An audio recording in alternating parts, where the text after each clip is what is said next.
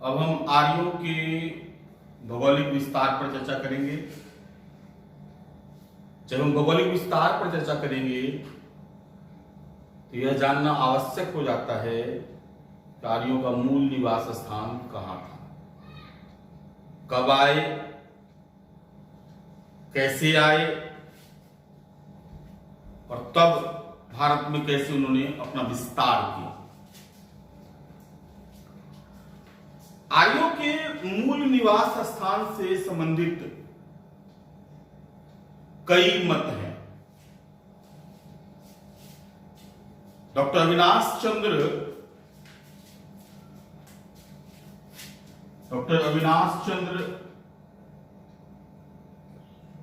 सप्त सैंधव प्रदेश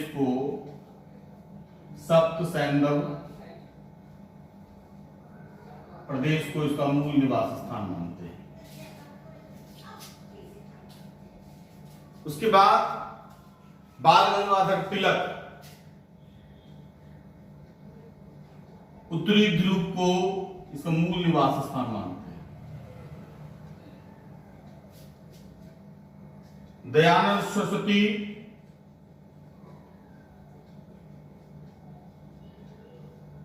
तिब्बत को इसका मूल निवास स्थान मानते हैं। इसके अलावा पेंका जर्मनी को इसका मूल निवास स्थान मानते हैं। सी गाइस डेन्यूब नदी घाटी यानी हंगरी के आसपास का क्षेत्र, पिगायस डेन्यूब नदी या हंगरी के आसपास के क्षेत्र को इसका मूल निवास स्थान मानते हैं। रोड जो है, रोड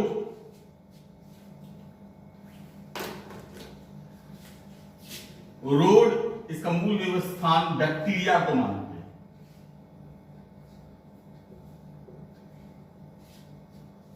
लेकिन जो सबसे प्रचलित मत है वह है मैक्स मूलर का,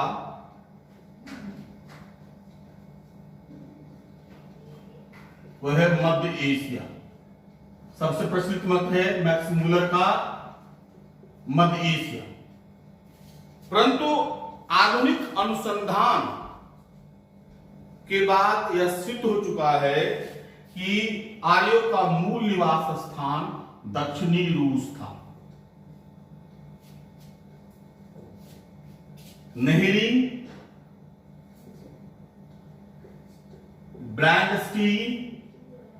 ब्रैंडस्टीन और गार्डन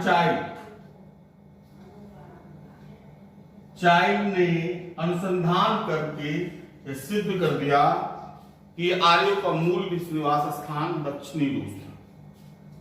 वास्तविक में अगर समग्रता से अवलोकन करें तो आर्यों का मूल निवास स्थान निश्चित दक्षिण रूस था।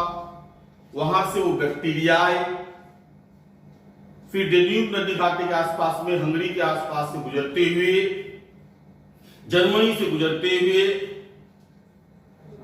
1500 बीसी के आसपास में आर्य मध्य एशिया में आए। इसकी प्रमाण पुरातात्विक मध्य एशिया में मौजूद। कस्सी मितन्नी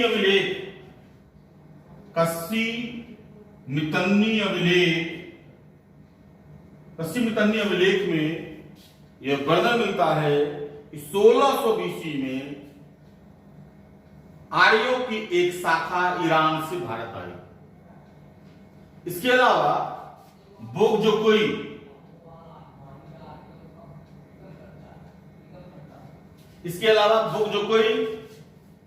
अभिलेख जो 1400 बीसी का है, उसमें भी वर्णन है कि कस्सी मितन्नी राजाओं के बीच होने वाले युद्ध के बाद जो समझौता हुआ उसका साक्षी इंद्र, मित्र, वरुण एवं नासक नामक देवता थे। भारत में 1500 बीसी के आसपास में आर्य आए और ऋग्वेदिक आर्य सबसे पहले सप्तसंद प्रदेश के आसपास में आकर के बसे। सप्तसंद प्रदेश यानी सिंधु एवं सरस्वती नदी के अलावा सतुद्री यानी सतलज, विपाशा यानी व्यास, विपाशा यानी व्यास, परुष्णी यानी रावी, सतुद्री मतलब सतलज फिर से लिखते हैं, विपाशा यानी व्यास, वितस्ता अर्थात झेलम और अस्कनी यानी चिनाब, अस्कनी यानी चिनाब। इन नदियों के आसपास आकर आए बसे। ऋग्वेद के 9वें मंडल में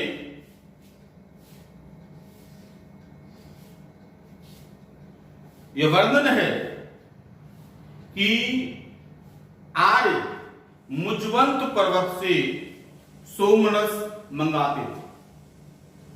इसका मतलब यह है कि आर्यों को हिमालय पर्वत के बारे में भी संज्ञान था। इसके अलावा अफगानिस्तान की नदी कुर्मू, कुभा, सुवास्तु आदि की चर्चा यह सिद्ध करती है कि अफगानिस्तान, विशेषकर उत्तरी अफगानिस्तान के कई क्षेत्रों पर आर्यों का कब्जा था, आर्यों का विस्तार। इसके अलावा यमुना का 3 बार और गंगा का 1 बार चर्चा यह दर्शाता है कि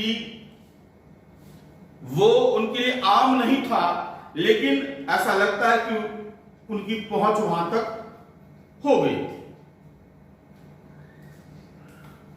तो ऋग्वैदिक आर्यों का विस्तार को आप गंगा यमुना को सीमा मान करके सप्तसंद प्रदेश और उत्तरी अफगानिस्तान के क्षेत्र तक आप इसको समझ सकते हैं। अब हम चर्चा करेंगे उत्तर वैदिक काल की।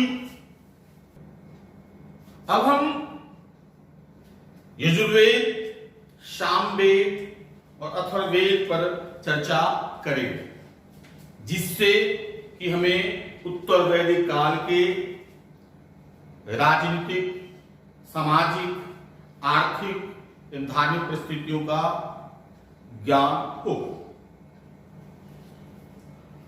अगर यजुर्वेद के संदर्भ में देखेंगे, यजुर्वेद यह ऐसा वेद था जिसमें यज्ञ के विधियों का वर्णन है, यज्ञ के विधियों का वर्णन है। अब यज्ञ में मंत्रोच्चारण होता था तो उसे गाया जाता था, और फिर उस यज्ञ विधि का क्या महत्व है तो उसको समझाने के लिए गद्य में भी रचनाएं की गई है। इस कारण यजुर्वेद में गद्य एवं पद दोनों का संबंध है। यज्ञ को विधियों में जो मंत्रोच्चारण किया गया था, जिसके पुरोहित जो थे अधर्वयु के द्वारा जो मंत्रोच्चारण किया गया था, तो वो गाया जाता था, यानी वो पद में था। लेकिन जब उसको व्याख्यायित समझाया चाहता था तो उसमें गद का इस्तेमाल किया जाता है, इसलिए उसमें गद एवं पद दोनों है। यजुर्वेद के बारे में कहा है कि यह कुरुक्षेत्र में लिखा गया था, यह कुरुक्षेत्र में लिखा गया था और इसका दो पार्ट है, कृष्ण यजुर्वेद और शुक्ल यजुर्वेद। शुक्ल यजुर्वेद, कृष्ण यजुर्वेद और शुक्ल यजुर्वेद। शुक्ल यजुर्वेद को वात्स्ययी संहिता भी कहते हैं और कृष्ण यजुर्वेद को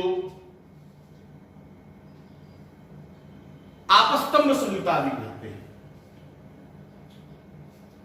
यजुर्वेद के बाद हम सामवेद को चर्चा करते हैं। सामवेद जो है वो देवताओं को प्रसन्न करने के लिए ऐसे पदों की रचना का संग्रह है जिसमें गीतों को गाया जा सके, यानी गीतों के माध्यम से देवताओं को प्रसन्न करने के लिए सामवेद की रचना की गई।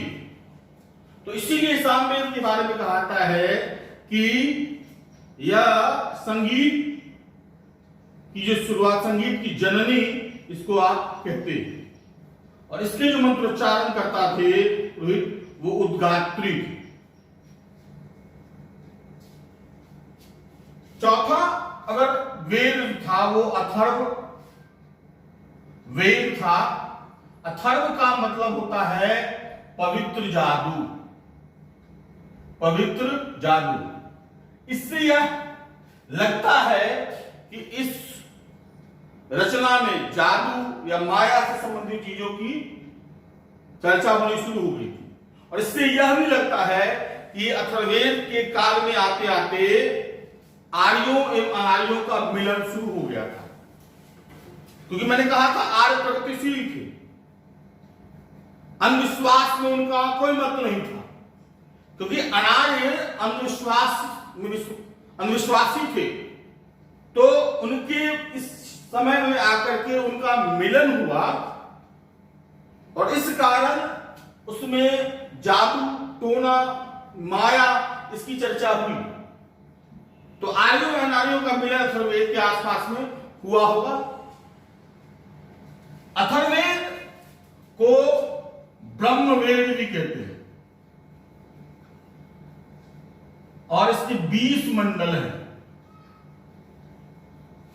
ब्रह्मवेद भी कहते हैं और इसके 20 मंडल हैं।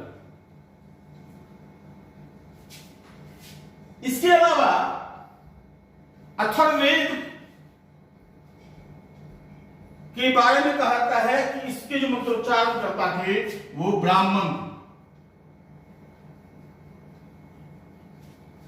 और चारों वेद में ऐतिहासिक दृष्टि से अथर्ववेद का सबसे ज्यादा महत्वपूर्ण स्थान है। अथर्ववेद में कुरुओं के राजा परीक्षित का वर्णन है, अंग का वर्णन है जिसके राजा कर्ण थे भागलपुर का, और इसके अलावा मगध क्षेत्र का भी वर्णन है जो ऐतिहासिक काल के राज्य थे। यानी इसमें ऐतिहासिकता का स्वरूप आपको नजर आता है। इसके अलावा इसमें कृषि से संबंधित हो, राजनीति से संबंधित हो, उसमें वो भी कई चर्चाएं है। इसका सबसे जो प्रतिनिधि सूक्त है वो है पृथ्वी सूक्त, और कहा जाता है यह सूक्त जो है वो ऋग्वेद के सूक्तों से भी पुराना है। अथर्ववेद के कई सूक्त ऋग्वेद से पुराने हैं। अब कहिए कैसे ये संभव है? तो मैंने पहले भी कहा कि आर्यों को लेखन का ज्ञान नहीं था। ये एक पीढ़ी से दूसरी पीढ़ी को स्थानांतरित होती थी। और ये बाद में लिखा गया। तो इस तरह की हेर फेर देखी जा सकती है। तो असल में कई मंत्र ऋग्वेद से भी पुराने थे। वेदों के बाद हम ब्राह्मण की चर्चा करते हैं। ब्राह्मण की रचना क्यों की गई? तो वेदों की अच्छी समझ विकसित करने के लिए ब्राह्मण ग्रंथों की रचना की गई। आप ये कह सकते हैं यह वेदों पर टीका है। वेदों पर टीका यानी ब्राह्मण ग्रंथों को अच्छी तरह से समझने के लिए, माने वैदिक ग्रंथों को अच्छी तरह समझने के लिए जो है टीका जो लिखी गई वही है ब्राह्मण। और हर एक वेद के अपने अपने ब्राह्मण हैं। जैसे ऋग्वेद, तो ऋग्वेद के जो ब्राह्मण है वो है ऐतरेय और कौशिकी। ऋग्वेद के ब्राह्मण है ऐतरेय और कौशिकी। कभी कोई परीक्षा में तो सबसे पुराना ब्राह्मण कौन होगा? तो ऋग्वेद का है, तो ये सबसे पुराना है ऐतरेय ब्राह्मण सबसे पुराना है। उसके बाद यजुर्वेद के भी दो ब्राह्मण हैं, एक सतपथ ब्राह्मण और दूसरा तैत्तिरीय ब्राह्मण। ऐतरेय और सतपथ ब्राह्मण का बहुत महत्वपूर्ण स्थान है। कई जगह इसका आप उल्लेख देखेंगे। ऐतरेय ब्राह्मण और सतपथ ब्राह्मण। इसके अलावा सामवेद का है पंचविश ब्राह्मण। सामवेद का पंचविश ब्राह्मण और अथर्ववेद का गोपथ ब्राह्मण। इन ब्राह्मणों में एक तो वैदिक ग्रंथों में जो लिखा गया उसको समझाया गया है, दूसरा तत्कालीन समय में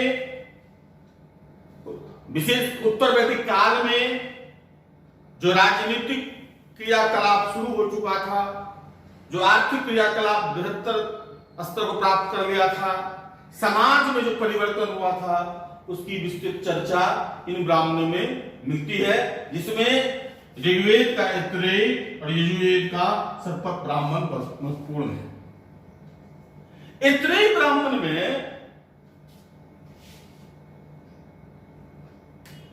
राजत्व के सिद्धांत का सर्वप्रथम वर्णन मिलता है और राजा के राज्याभिषेक का वर्णन मिलता है। कहा जाता है कि 17 प्रकार के जलों से उसको अभिषिक्त किया जाता था। सतपथ ब्राह्मण का एक महत्वपूर्ण संदर्भ है विदेह माधव कथा, जो मिथिलांचल के लिए है। विदेह माधव कथा में लिखा गया है कि मिथिलांचल में भूमि के विस्तार के लिए जंगलों को काटने के साथ साथ उसको जलाया गया। सतपथ ब्राह्मण में उसकी चर्चा है। इसके अलावा जब हम समान अर्थव्यवस्था बताएंगे तो ऐतरेय ब्राह्मण का वाचस्पतिक आएगा। ब्राह्मण के बाद जो है वह है अरण्यक। अरण्यक का मतलब ही है जंगल, यानी जंगल में लिखा जाने वाला साहित्य को अरण्यक कहते हैं। इसमें ब्रह्म विद्या, रहस्य एवं यज्ञ की प्रतीकात्मकता की चर्चा की गई है। इसका एक अरण्यक है तैत्तिरीय अरण्यक। जिसमें नगर की भी चर्चा है। अरण्यक के बाद होता है उपनिषद। ये बहुत महत्वपूर्ण है। उपनिषद इसको वेदांत भी कहते हैं। वेदांत वेद का अंतिम, इसमें भारतीय दर्शन के बारे में वर्णन है। उपनिषद मतलब है गुरु के समीप रहकर जो ज्ञान अर्जन किया था उसको उपनिषद कहते हैं। उपनिषद में भारतीय दर्शन के बारे में वर्णन है। अलग अलग उपनिषद हैं। एक उपनिषद आप बराबर सुनते होंगे, मुंडको उपनिषद।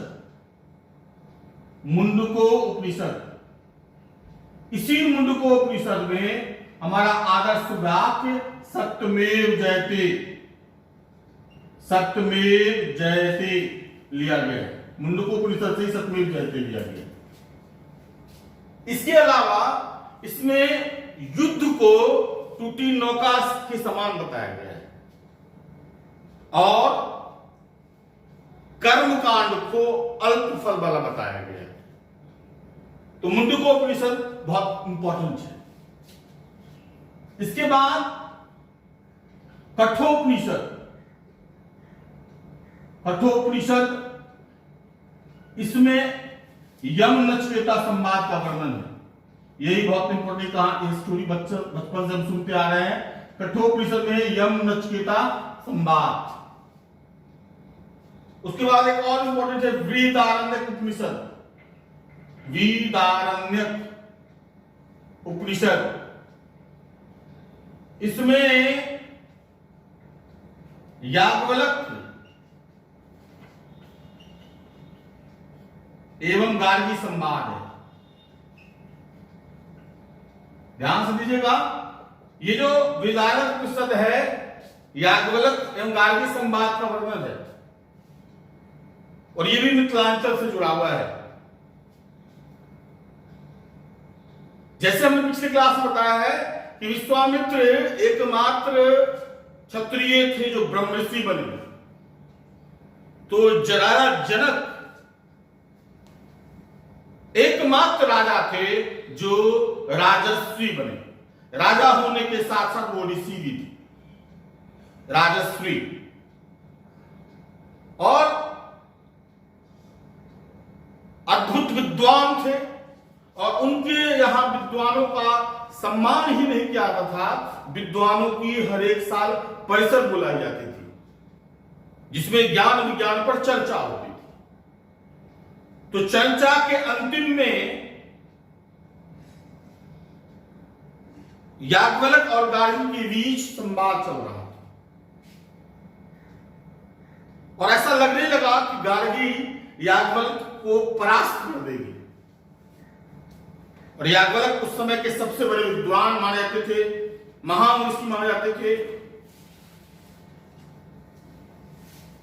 और उनके अहम को चोट पहुंची। एक नारी हमें ज्ञान विज्ञान में परास्त कर सकती है। तो उन्होंने याज्ञवल्क्य गार्गी संवाद के अंतिम क्रम में कहा कि ज्यादा बोलो नहीं तो सर तोड़ देंगे। और आगे चल के ये हुआ कि याज्ञवल्क्य ने गार्गी से विवाह भी कर लिया और इतना ही नहीं, गार्गी को चोट पहुंचाने के लिए उन्होंने मैत्रायणी से भी विवाह किया। जो मैत्रायणी संहिता सुनते हैं और इधर गार्गी संहिता सुनते हैं। और अंतिम जब याज्ञवल्क्य अपने शरीर का त्याग करने लगे तो अपनी सारी विद्याएं मैत्रायणी को सौंपा। गार्गी का तिरस्कार किया।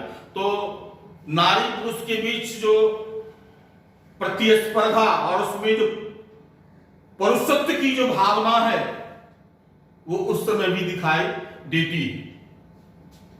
इसके अलावा एक और इंपॉर्टेंट उपनिषद है, वह छांदोग्य उपनिषद।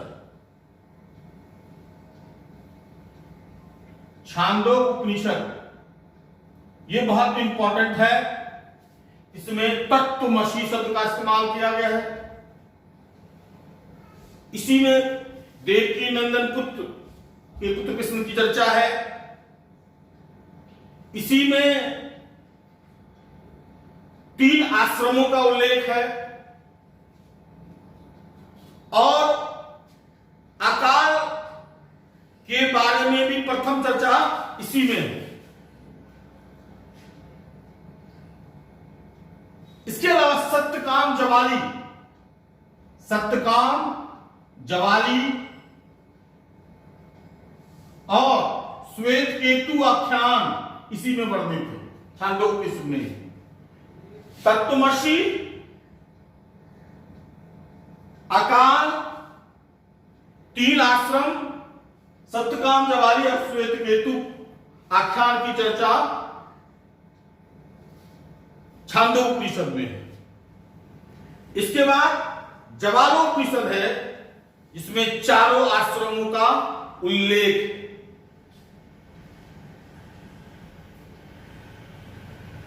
उपनिषदों की संख्या 108 है और अंतिम उपनिषद मध्यकाल में लिखा गया है अल्लोपनिषद, जिसमें कहा गया है 2 सागरों का मिलन। इन हिंदू मुस्लिम संस्कृति के मिलन पर वो चर्चा की गई है। वेदों पर कई लोगों ने टीका लिखी है, शंकराचार्य ने भी टीका लिखी है। अब हम वेदांत और उपवेद पर चर्चा करेंगे।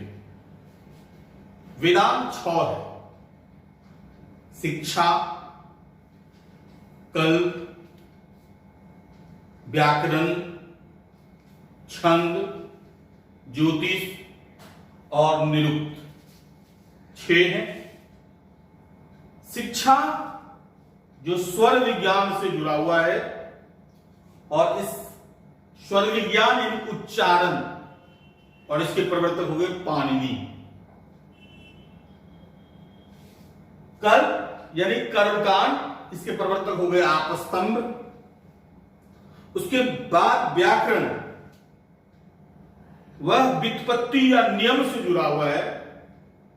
आज भी हम देखते हैं कि व्याकरण का मतलब है कैसे आप शब्दों और वाक्यों को लिखते हैं, उसके नियम बताए गए व्याकरण में। तो इसके ही प्रवर्तक पाणिनि थे। उसके बाद छंद के प्रवर्तक पिंगल थे और ज्योतिष के प्रवर्तक लांगल थे। निरुक्त यह भाषा शास्त्र का प्रथम ग्रंथ माना था और इसके प्रवर्तक जो थे, इसके जो लेखक थे, वो यास्क थे। निरुक्त के बारे में बराबर पूछा जाता है कि भाषा शास्त्र का प्रथम ग्रंथ कौन है, तो निरुक्त, या निरुक्त के लेखक कौन है, यास्क। ये बराबर पूछा जाता है। इसके अलावा शिक्षा पर बराबर पूछा जाता है, लेकिन कभी कभी मैचिंग में भी इससे ये पूछा जाता है। इसके बाद उपवेद पर चर्चा करेंगे। चारों वेद के 4 उपवेद हैं। ऋग्वेद के जो उपवेद हैं उसको कहते हैं आयुर्वेद। ऋग्वेद के उपवेद को आयुर्वेद कहते हैं और इसके प्रवर्तक ब्रह्मा थे। उसके बाद गंधर्व वेद या सामवेद का उपवेद है। गंधर्व वेद सामवेद का उपवेद है, जिसमें संगीत के बारे में चर्चा है और इसके प्रवर्तक नारद है। उसके बाद धनुर्वेद या यजुर्वेद से लिया गया है, यह यजुर्वेद का उपवेद है और इसमें युद्ध कला के बारे में वर्णन है और इसके प्रवर्तक हो गए विश्वामित्र। उसके बाद अंतिम अथर्ववेद, इसके जो उपवेद थे वो शिल्पवेद थे और इसके प्रवर्तक विश्वकर्मा थे और इसके प्रवर्तक जो है विश्वकर्मा थे। इसके प्रवर्तक विश्वकर्मा थे, जिसको भवन निर्माण कर्ता भी कहा जाता है। अब हम दर्शन पर भी चर्चा कर लेते हैं। दर्शन से भी बराबर प्रश्न पूछे जाते हैं। मेरी सलाह होगी कि अब 6 दर्शन बढ़िया से याद कर लेंगे। सांख्य दर्शन, इसके प्रवर्तक कपिल थे, योग दर्शन, इसके प्रवर्तक पतंजलि थे। न्याय दर्शन, इसके प्रवर्तक गौतम थे। वैशेषिक दर्शन, इसके प्रवर्तक कणाद थे। और पूर्व मीमांसा, इसके प्रवर्तक जैमिनी थे। और उत्तर मीमांसा, इसके प्रवर्तक बद्रायन थे। ये संयोग की बात है, इसमें से 6 में से 4 दर्शन मिथिलांचल की देन है। मिथिलांचल से इन दर्शनों का उद्भव हुआ है, यानी ये जो प्रवर्तक थे उनमें से 4 जो थे वो मिथिलांचल से, या तो मिथिलांचल में जन्म हुए लिया था या उनसे जुड़े हुए थे। इन दर्शनों का जो वेदांत यानी उपनिषद जो दर्शन है उसका यह विस्तारित रूप है। भारतीय दर्शन का चरम जो है इसमें देखने को मिलता है, जिसकी छाप आज भी देखते हैं। आज भी आप देखते हैं योग दर्शन, शांति दर्शन, अणुपरमाणु का जो है ये यहीं से सेट हुआ है, वैशेषिक से, ठीक है। योग का आप देख ही रहे हैं। तो इन दर्शनों का काफी प्रभाव है। उत्तर वैदिक काल में आर्यों का विस्तार सदा नीरा नदी के पार तक हो गया। एक तरफ उसकी सीमा विंध्याचल तक जा रही थी, दूसरा उन्होंने गंगा एवं यमुना नदी को पार कर, सदानीरा नदी को पार कर, सदानीरा जो आज गंडक है, यानी सदानीरा गंडक यानी गंडक, इसको पार कर इनका विस्तार जो है मगध और उसके आसपास में हुआ। सतपथ ब्राह्मण में भी आप देख सकते हैं विदेह माधव कथा, जिसमें इसका विस्तार जो है मिथिलांचल में है। यानी उत्तर वैदिक काल के आर्ष सिर्फ आंध्र प्रदेश तक ही सीमित नहीं रह गए, बल्कि उन्हें गंगा यमुना को पार करके फिर सदानीरा नदी को पार कर, गंडक नदी को पार कर मगध और उसके आसपास के क्षेत्र में इनका फैलाव हो गया। और विंध्याचल से लेकर के मगध तक उनका विस्तार, यानी सिंधु सरस्वती नदी के अलावा गंगा यमुना और सदानीरा नदी के क्षेत्र पर इनका प्रभाव हो गया।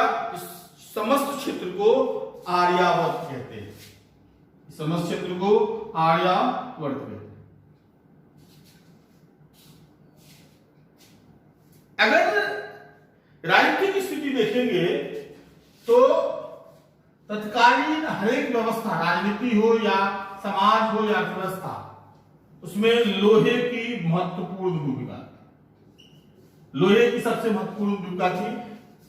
मैंने पहले पिछली बार बताया था, पिछली क्लास में बताया था कि अंतरंजी खेरा में लोहे की पहली खोज हुई, आविष्कार हुआ और 8वीं शताब्दी से यह प्रचलन में आने लगा। और उसके प्रचलन में आने से एक तरफ भूमि का विस्तार हुआ और भूमि से जुड़े हुए तकनीकी विकास हुआ। इससे कृषि अस्थायी हो गई, उत्पादन अस्थायी हो गया। तो राजा अब युद्ध का नेता, सिर्फ युद्ध का नेता न रह करके भूमि का मालिक भी हो गया। और अब कृषि भूमि का विस्तार, अगर युद्ध भी करना है तो कृषि भूमि के विस्तार को संदर्भ में रखकर ही करना है। और अब उस भूमि की रक्षा और उस भूमि से भू राजस्व प्राप्त करने, बलि प्राप्त करने के लिए अम्लों का विस्तार होने लगा, रत्नीनों का विस्तार होने लगा। ऋग्वैदिक आर्यों के समय में राजनीतिक व्यवस्था एक निश्चित स्वरूप नहीं ले सका था, अब एक निश्चित स्वरूप ले सका, क्योंकि युद्ध, भू राजस्व वसूली, कर वसूली के लिए एक बड़े अमले की जरूरत थी। और अगर ये अमले उनके नियंत्रण में रहे, लोग उनको कर दें,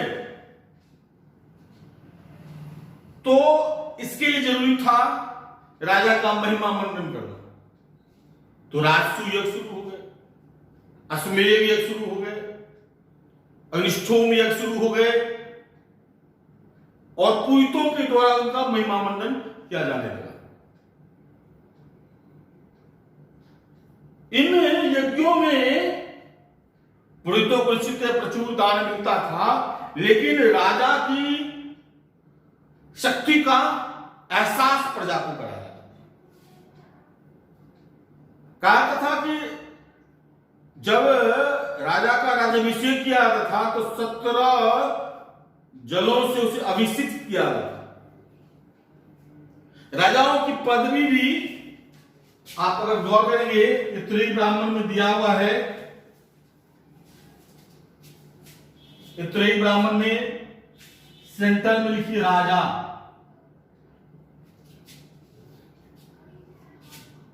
दक्षिण में भोज, पूरब में सम्राट, उत्तर में विराट, और दक्षिण में स्वराट। दक्षिण में स्वराट, ये राजाओं का। और ये जो चारों क्षेत्र पर जो इसने कब्जा कर लिया उसको कहा था एक राट।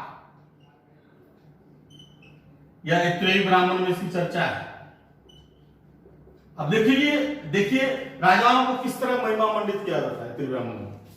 बीच का राजा, उत्तर के लोग विराट, दक्षिण भोज, पश्चिम स्वराट और पूरब सम्राट। यानी अब ये सम्राट शब्द दर्शाता है कि पूरब का प्रभाव उत्तर वैदिक काल में बढ़ने लगा, और जो इस चारों तरफ इस पर कब्जा हुआ उसको एक राट कहते थे। अब राजाओं की राजनीतिक स्थिति मजबूत हुई। निश्चित है उसके सहायक के रूप में पुरोहितों का वर्चस्व पहले की तरह बना रहा, या यूं कहें कि पुरोहितों का वर्चस्व और ज्यादा बढ़ गया। जो 3 संस्थाएं जो राजाओं पर नियंत्रण स्थापित करती थी, वो विदर्थ, सभा और समिति। तो विदर्थ का लोप हो गया, विदर्थ का लोप हो गया और सिर्फ सभा और समिति रह गई। विदर्थ का लोप क्यों हो गया? क्योंकि विदर्थ की जो स्थापना हुई थी तो युद्ध में लूटे गए मालों के बंटवारे के लिए। अब राजा बंटवारा करने की तैयार नहीं है, अपने आप को भूमि का मालिक, बलि का मालिक, कर का मालिक समझने लगा है, तो इस संस्था की जरूरत नहीं हुई, विदर्थ संस्था का लोप हो गया। सभा और समिति संस्था कायम रही और उसका महत्व रहा, और अथर्ववेद में इसको प्रजापति के 2 पुत्रियों के समान कहा गया। भूमि विस्तार, राजा के कर में वृद्धि के कारण उत्तर वैदिक काल के अंतिम समय में कई बड़े बड़े नगरों का उत्थान हुआ है। पंचाल में, मगध में नए बड़े बड़े नगरों का उत्थान देख सकते हैं। और अगर सामाजिक व्यवस्था को देखेंगे तो सामाजिक व्यवस्था में समाज प्रतिशतात्मक था, लेकिन ऋग्वैदिक काल में स्त्रियों की स्थिति अच्छी थी। उत्तर वैदिक काल में वो दयनीय होने लगी। उत्तर वैदिक काल में स्त्रियों की स्थिति दयनीय हुई, दयनीय होने लगी। इस अंतिम समय में इनके उपनयन संस्कार के अधिकार को छीन लिया गया, और जब भी उपनयन संस्कार का अधिकार छीन लिया गया तो शिक्षा दीक्षा पर रोक लगा दी गई। अथर्ववेद में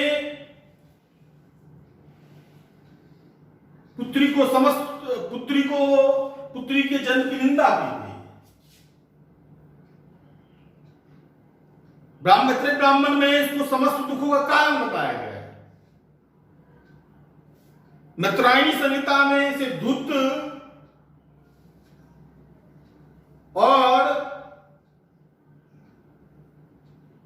यानी शराब और जुए से इसकी तुलना की गई है। नारियों की स्थिति दयनीय हुई।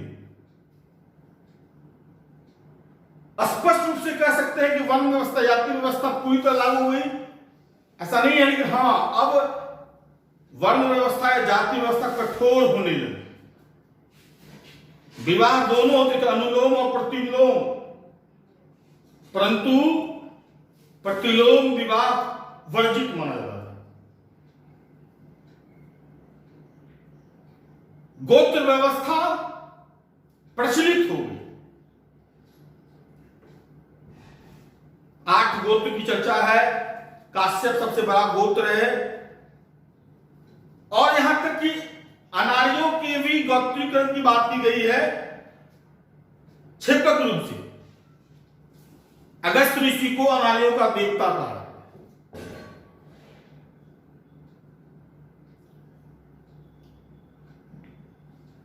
तो समाज जो ऋग्वैदिक काल का था उसमें महिलाओं की स्थिति देखेंगे तो पतनशील। 4 आश्रम की व्यवस्था हुई। जवालोपनिषद में 4 आश्रमों की चर्चा है। जवालोपनिषद में 4 आश्रम कौन कौन? ब्रह्मचर्य, गृहस्थ, वानप्रस्थ और संन्यास। यानी जीवन का एक व्यवहारिक स्वरूप देखने को मिलता है।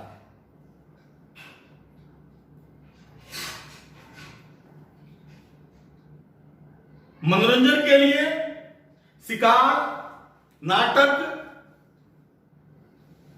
उस नाटकों को सैलूस कहा था, नाटकों को सैलूस कहा था।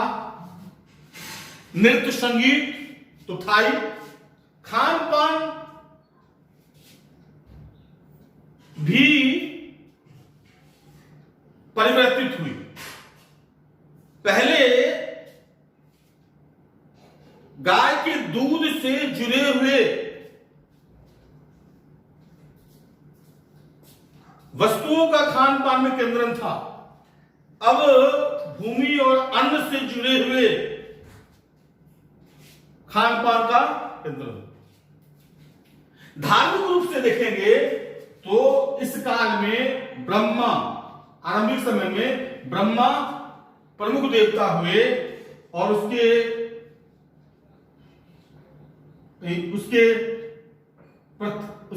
प्रार्थना में हिरण्य गर्भ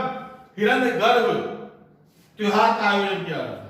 लेकिन धीरे धीरे ब्रह्मा का महत्व भी खत्म हो गया, और विष्णु और महेश की महेश जो रुद्र था वही, ये इसकी इन दोनों देवताओं की प्रमुखता। लेकिन इस काल में एक नया परिवर्तन जरूर हुआ कि अब धर्म जो है सिर्फ भौतिक साधनों की प्राप्ति के लिए नहीं किया जाने लगा। अब धर्म में दर्शन भी आ गया। उपनिषदों के माध्यम से एकेश्वरवाद और अद्वैतवादी दर्शन भी सामने आने लगा, और उपनिषदों में एकेश्वरवाद और अद्वैतवाद की जो परिकल्पना की गई है वो आज भी इसकी चर्चा होती है वैश्विक स्तर पे। तो एकेश्वरवाद अद्वैतवाद का भी संदर्भ उत्तर वैदिक काल में आने लगा। एक तरफ वैदिक कर्मकांड बढ़ गया, यज्ञ बलि बहुत ज्यादा बढ़ने लगा, और इसकी प्रतिक्रिया में उपनिषदों के द्वारा प्रहार किया जाने लगा इन कर्मकांडों पर, और साथ ही दर्शन और अद्वैतवादी दर्शन एकेश्वरवाद के द्वारा एक समन्वित स्वरूप रखने की कोशिश की गई। परंतु उपनिषद के दर्शन को आर्यों ने पूर्ण रूप से स्वीकारा नहीं और यज्ञ और कर्मकांड बढ़ता गया, जिसकी प्रतिक्रिया में 6th सेंचुरी बीसी में आंदोलन हुआ। अर्थव्यवस्था के संदर्भ में देखेंगे तो शतपथ ब्राह्मण में कृषि की सारी क्रियाओं का स्पष्ट उल्लेख है। एकमात्र ग्रंथ जो पहला है शतपथ ब्राह्मण, इसमें कृषि की समस्त क्रियाओं का उल्लेख है। इसके बाद काठक संहिता, इसमें 24 बैल द्वारा हल खींचे जाने की चर्चा है। उसके बाद तैत्तिरीय अरण्यक, इसमें नगर की चर्चा है। लोहे के लिए जो कृषि का आधार था, तकनीकी का आधार था, उसके लिए श्याम अयस्क शब्द का प्रयोग किया गया है। टीन के लिए त्रपु शब्द का प्रयोग किया गया है।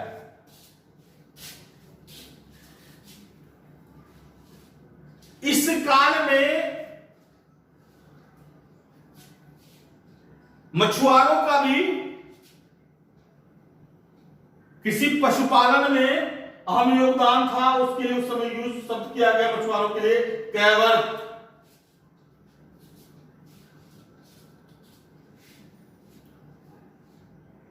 अब हम थोड़ी सी अर्थव्यवस्था निश्चित एक विस्तृत आधार लेने लगा था। राजा को बलि मिल रहा था, कर मिल रहा था और राजा उससे और ज्यादा भूमि का विस्तार, और ज्यादा युद्ध के द्वारा भूमि का विस्तार। तो अर्थव्यवस्था से आंतरिक व्यापार तो सुदृढ़ हुआ ही, धीरे धीरे उसका उन्मुख विदेशी व्यापार की ओर होने लगा, नगरीकरण की ओर होने लगा। और कहा था उत्तर वैदिक काल के अंतिम समय में जो अर्थव्यवस्था का उत्थान हुआ, उसी से 6th सेंचुरी बीसी में नगरीकरण की क्रांति आई। यानी उत्तर वैदिक काल के लोहे के परिवर्तन से जो अर्थव्यवस्था में उत्थान हुआ, उसी से 6th सेंचुरी बीसी में आर्थिक क्रांति आई या नगरीय क्रांति आई। अब हम कुछ विशिष्ट है जिससे परीक्षा में बराबर कुछ प्रश्न पूछे आते हैं। जैसे विवाह 8 प्रकार के होते हैं। एक तो आपने अनुलोम प्रतिलोम विवाह की चर्चा की है। दूसरा है ब्रह्म विवाह। ब्रह्म विवाह में वधु का पिता योग्य वर ढूंढकर उससे अपने पुत्री का शादी कर देता था और साथ में उसे दहेज देता। यह विवाह अभी सबसे ज्यादा प्रचलित है, ब्रह्म विवाह। उसके बाद दैव विवाह, यह राजा या अन्य व्यक्ति पुरोहितों को दान स्वरूप अपनी पुत्री से विवाह कर देता था। पुरोहितों के साथ दान स्वरूप अपनी पुत्री का विवाह हो गया दैव विवाह। आर्ष विवाह वैसे विवाह को कहते थे जब कन्या का पिता वर से 2 जोड़ी गाय और बैल प्राप्त कर अपनी पुत्री का विवाह उससे करता था। और चौथा है प्रजापत्य विवाह। इसमें वधू का पिता वर और वधू को साथ साथ जीवन जीने का आशीर्वाद देता है। प्रजापत्य और ब्रह्म विवाह दोनों लगभग एक समान है। अंतर यह है ब्रह्म विवाह में दहेज होता था, दहेज दिया जाता था, यहां दहेज नहीं, बाकी सेम है। प्रजापत्य विवाह में दहेज नहीं, ब्रह्म विवाह में दहेज। असुर विवाह ये जो होता था, ये धन देकर पुत्री को, धन देकर कन्या खरीदना, धन देकर कन्या खरीदना असुर विवाह। राक्षस विवाह यानी जबरदस्त युद्ध में जीतकर या जबरदस्ती। राजपूतों में यह विवाह काफी था प्रचलित था। युद्ध में कन्याओं को जीतकर, इसको कहते हैं राक्षस विवाह। गंधर्व विवाह, जिसको प्रेम विवाह कहते थे, यह भी क्षत्रियों में ज्यादा प्रचलित था। और पिशाच विवाह वैसे विवाह कहते थे जब कोई अचेत, पागल या मदमत्त कन्या अचेता अवस्था में सोई हुई है और उसके साथ अगर संभोग किया जाता था जबरदस्ती, उसको कहते थे पिशाच विवाह। इसके बाद अब हम देखते हैं पुरुषार्थ।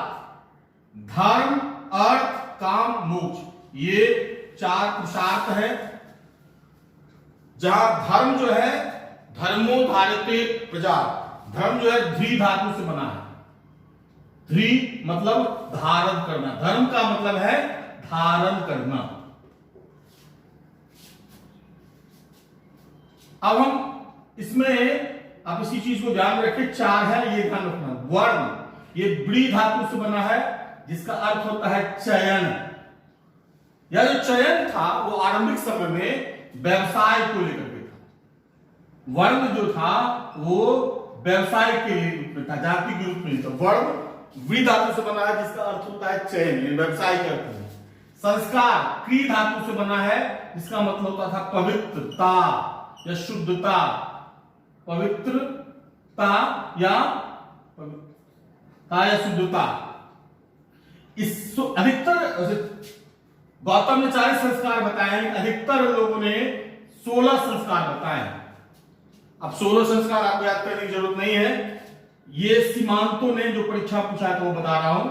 सीमांतों ने गर्भावास के 4थे महीने में भूत प्रेत या असुरी शक्ति से रक्षा के लिए सीमांतो नयन त्योहार किया जाता था, जिसमें स्वास्थ्य के प्रतीकों के द्वारा उसको भगाने की कोशिश की जाती थी। उपनयन संस्कार जो होता था वह उपनयन संस्कार के बाद ही बालक गुरु के पास शिक्षा ग्रहण करने के लिए जाता था। उपनयन संस्कार के बाद ही बालक शिक्षा ग्रहण के लिए जाता था। और समावर्तन संस्कार ये हुआ कि गुरु से शिक्षा प्राप्त करने के बाद जब गुरु उचित गुरु दक्षिणा देने की जो प्रक्रिया है उसको कहते थे समावर्तन संस्कार। बिना गुरु दक्षिणा दिए हुए वापस आने की बात उस समय भी नहीं थी, इसलिए समावर्तन संस्कार ये था कि गुरु की शिक्षा प्राप्त करने के बाद यथेष्ट दक्षिणा देकर के वहां से वापस आना है। इन 3 संस्कारों को आप याद रख लेंगे। अब उपनयन संस्कार के संदर्भ में भी देखेंगे एक 2 चीज। उत्तर वैदिक काल में जो पतन हुआ है कि अलग अलग जातियों के लिए अलग अलग उपनयन संस्कार के लिए, जैसे सूत अलग अलग, ब्राह्मण का अलग, क्षत्रिय का अलग, वैश्य का अलग, शूद्रों को तो उपनयन संस्कार का अधिकार था ही नहीं। तो उपनयन और उसके बाद उत्तर वैदिक काल के अंतिम समय में महिलाओं से भी उपनयन संस्कार का अधिकार छीन लिया।